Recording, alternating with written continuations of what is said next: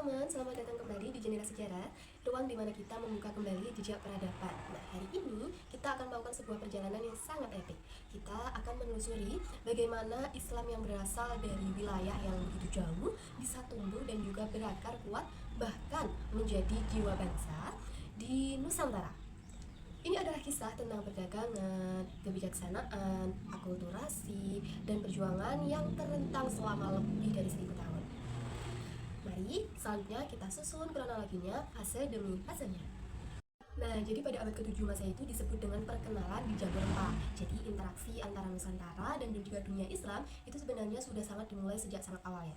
Bahkan sebelum Islam itu benar-benar mapan di Timur Tengah, bayangkan ini, pada abad ke-7 Masehi, saat itu Khalifah Umayyah baru berdiri. Nah, para pedagang Arab dan Persia itu sudah sering singgah di pelabuhan-pelabuhan kita, terutama di wilayah Sumatera Utara.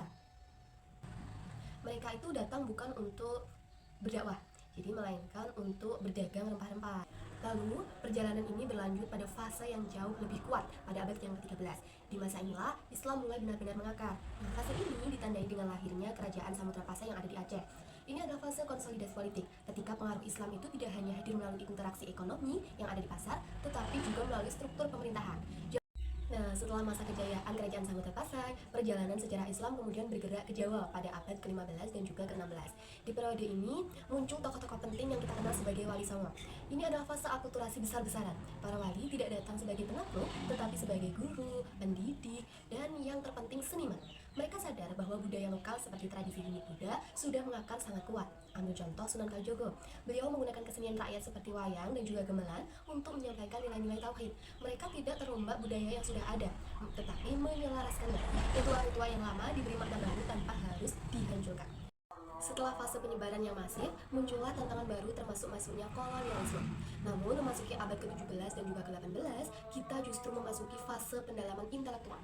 Walaupun masa itu sudah dibayangi penjajahan, justru muncul banyak ulama besar yang menghasilkan karya-karya yang penting. Kita mengenal nama-nama seperti Syekh Nuruddin Ar-Ramili yang ada di Aceh, kemudian ada Syekh Yusuf An-Makassari. Beliau adalah penulis ratusan kitab tentang tasawuf dan juga fikih. Nah, para ulama-ulama ini memastikan keilmuan Islam yang ada di Nusantara tetap terhubung kuat dengan pusat-pusat ilmu yang ada di Mekah dan juga Madinah. Nah, tulisan-tulisan mereka itu menjadi rujukan utama di banyak pesantren. Pada fase inilah Islam tidak sekadar diterima, tetapi benar-benar dipelajari, diperdalam, dan dikuasai sebagai ilmu yang kokoh.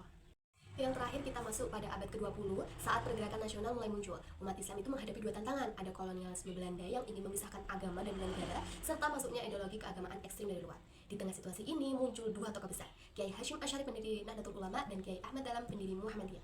Keduanya mengambil peran krusial dalam menyelaraskan identitas Islam dengan cita-cita bangsa yang baru lahir.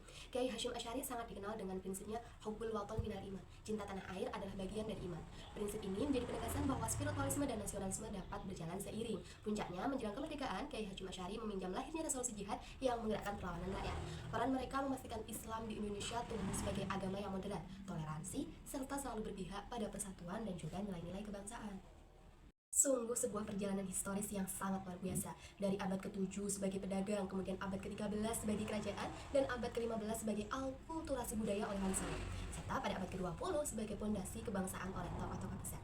Semoga cerita sejarah ini bisa membuka perspektif baru bahwa Islam yang ada di Nusantara adalah Islam yang damai, adaptif, dan selalu menjadi bagian integral dari perjalanan bangsa kita.